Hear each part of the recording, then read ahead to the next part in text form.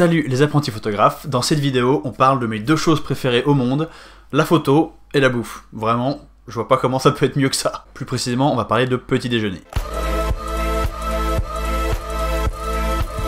La vidéo d'aujourd'hui, c'est une vidéo qui est un petit peu différente de ce que je vous propose d'habitude. Aujourd'hui, je vous parle pas en tant que formateur photo, ce qui est mon positionnement habituel. D'habitude, j'essaie de vous apprendre des trucs sur la photo. Aujourd'hui, je vous parle en tant qu'artiste photographe. Alors je sais que artiste c'est un peu un grand mot, un peu effrayant tout ça, mais en me disant artiste photographe, je me place pas spécialement sur un piédestal, c'est juste factuel. La définition que j'ai trouvée d'artiste, c'est personne qui crée une œuvre d'art ou qui pratique l'art. Donc je pense que je tombe dans cette définition, je crée des œuvres d'art, alors que l'œuvre d'art soit bien ou pas bien, ça c'est complètement un autre débat, mais voilà, c'était juste pour dire que je me prétends pas un grand artiste, j'essaye juste de créer de l'art, je m'efforce de créer des œuvres d'art, c'est donc pour ça que j'utilise ce mot, le mot artiste. Mais comme vous venez de le voir, la définition elle est vraiment hyper large, donc faut pas y voir un titre pompeux, juste quelque chose de relativement factuel. Passons à notre sujet du jour, la vidéo de cette semaine, c'est pour vous présenter une de mes dernières séries photos qui s'appelle Breakfast. Je vais commencer par vous donner un petit peu de contexte, ensuite je vous expliquerai la genèse de la série, puis comment je l'ai réalisée, et enfin bien sûr on regardera les images. Déjà c'est une série de voyages, donc une série faite pendant une durée assez courte. J'ai réalisé cette série pendant un voyage de 2 semaines en Malaisie au tout début de l'année 2020, vraiment juste avant l'épidémie de Covid. Je dois être la dernière personne à avoir voyagé sur Terre, juste après moi, toutes les frontières se fermaient. Donc c'est une série qui a été réalisée sur 2 semaines, c'est un temps qui est assez court, mais largement suffisant pour ce genre de série de voyage. Pendant que j'étais en Malaisie, il a fait vraiment très chaud. Enfin c'est pas lié à la période où j'étais là-bas, en Malaisie il fait très chaud tout le temps. Et du coup comme je suis pas très habitué à la chaleur vu que j'habite normalement en Irlande, je me suis dit que j'allais faire des photos à des moments de la journée où il faisait plus frais. J'ai décidé donc de partir très tôt le matin et de faire des photos dans la rue en me baladant dans Kuala Lumpur à partir de on va dire 7h du matin jusqu'à ce que j'en ai marre ou que j'ai trop chaud. Et du coup les quelques premiers jours je me suis levé assez tôt vers 6-7h puis je suis parti me balader dans différents quartiers et j'ai vraiment été frappé par quelque chose, le fait qu'il y avait énormément de vie dans les rues à ce moment-là de la journée. Et en fait c'est complètement normal, c'est pas parce que les gens qui habitent en Malaisie sont habitués à la chaleur qu'ils vont s'amuser à se balader en plein soleil à 13h sous le cagnard. C'est logique, eux aussi finalement choisissent les heures les plus fraîches pour faire tout un tas d'activités. Et donc le matin, pendant que la température est encore fraîche, assez agréable, les rues de Kuala Lumpur sont relativement animées et il y a beaucoup de gens qui vont manger dans la rue. Ça c'est aussi quelque chose que j'ai remarqué très vite parce que globalement en France, prendre son petit déj dans la rue, prendre son petit déj au bistrot, c'est plus quelque chose qui se fait énormément. Éventuellement certaines personnes vont prendre un café avant de partir au boulot, mais c'est, on va dire que t'es pas trop dans la culture quoi. Alors qu'ici vraiment j'avais l'impression que tout le monde était dans la rue pour prendre son petit déj, des familles, des gens avant d'aller au boulot, il y avait vraiment toutes sortes de typologies de personnes on va dire, comme si c'était un peu la manière de faire là-bas, de prendre son petit déjeuner dans la rue. Quand je dis dans la rue, c'est soit dans des petits restaurants, soit directement sur des petits stands sur le trottoir. Et du coup, pendant ce petit laps de temps, il y a vraiment une vraie vie de la rue, une vie du petit déjeuner. Et c'est ça vraiment que j'ai eu envie de montrer dans cette série. Et ce qui est vraiment très drôle, c'est que à 8h dans une rue, il va y avoir plein de petits boui-boui ouverts avec des gens qui déjeunent, vraiment beaucoup de bruit, d'animation, et que je repasse 2 heures plus tard à 10h, 10h30. Tout est fermé, la rue est vide, il y a du soleil et il n'y a plus un chat dehors quoi. Donc la première chose que vraiment j'ai voulu mettre dans cette série, c'est cette ambiance particulière du matin à Kuala Lumpur qui est quelque chose qui m'a vraiment plu, j'ai vraiment beaucoup aimé. Il fait frais, on se balade. Une autre chose que j'avais à cœur de documenter, c'est la diversité de Kuala Lumpur. Mais en gros, je vais essayer de schématiser, il y a 3 peuples qui se côtoient en Malaisie, qui pratiquent des religions différentes. Il y a ce qu'on appelle les Malais, qui eux sont musulmans. Il y a les Malais d'origine chinoise, qui eux sont plutôt bouddhistes ou taoïstes. Et enfin, il y a les Malais d'origine indiennes, eux sont hindous. Et ce sont 3 peuples qui vivent ensemble depuis des années, mais qui sont aussi vraiment extrêmement différents, qui ont gardé chacun leur culture, leurs différences. Ils habitent vraiment dans des quartiers différents, ils mangent pas la même chose, donc c'est drôle à Kuala Lumpur de voir ce mélange de cultures qui vivent ensemble sans jamais complètement se mélanger. Cet ensemble de cultures qui s'entremêlent sans jamais complètement vraiment se mélanger, je trouve ça vraiment intéressant et c'est vraiment quelque chose que j'avais à cœur de montrer dans la série. C'est pour ça que dans la série, il y aura des photos prises dans des quartiers malais, dans des quartiers chinois et dans des quartiers indiens, parce que c'était important pour moi d'avoir les 3. Et je me suis dit que ce moment du petit déjeuner, c'était un bon moment pour explorer cette diversité,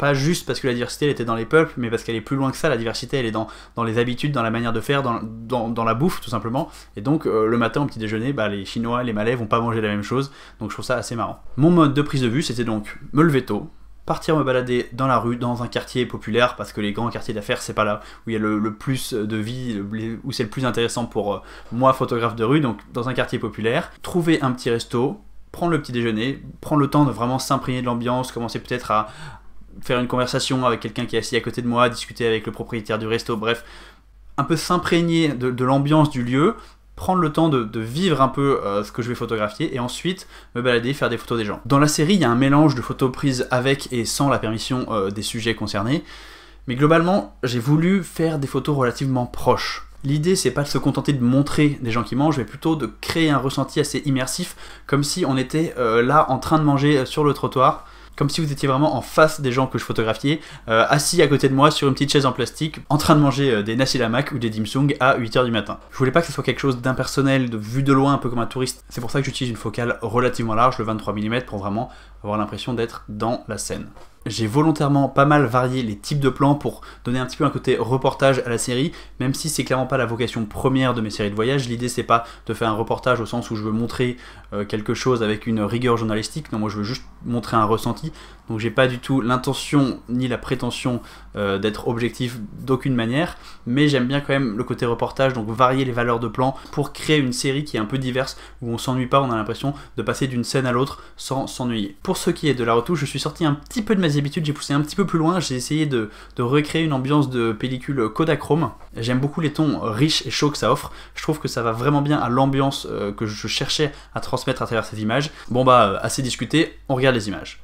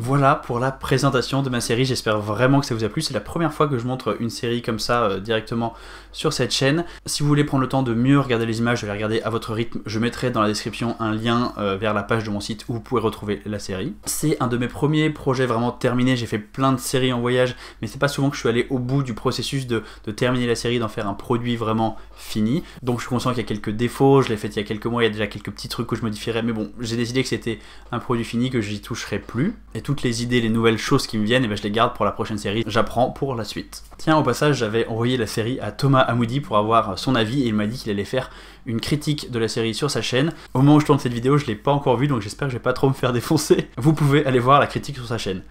Je suis un peu en stress quand même, hein. Je mettrai un lien vers la vidéo de Thomas en description. C'est vraiment un exercice un petit peu spécial de vous présenter comme ça mon travail. Je suis vraiment un petit peu intimidé et à la fois j'ai vraiment hâte d'avoir vos réactions, de savoir ce que vous pensez des images. Sachez que si ça vous intéresse, je vends des tirages sur demande. J'en dis pas plus parce que je ferai une vidéo détaillée sur le sujet dans quelques mois. Mais si vous voulez en savoir plus, vous pouvez m'envoyer directement un petit mail, un petit message sur Insta pour me poser des questions sur les détails des tirages. Ou laissez-moi juste un petit commentaire, bref. On trouvera une solution pour communiquer. Suivez-moi aussi bien sûr sur Instagram pour voir mes nouvelles séries au fur et à mesure de leur arrivée. Si vous êtes un photographe débutant ou même un poil moins débutant et que vous cherchez à progresser en photo, j'ai créé un guide gratuit qui s'appelle Devenir meilleur photographe en 12 semaines. Vous pouvez le télécharger en cliquant sur le lien dans la description.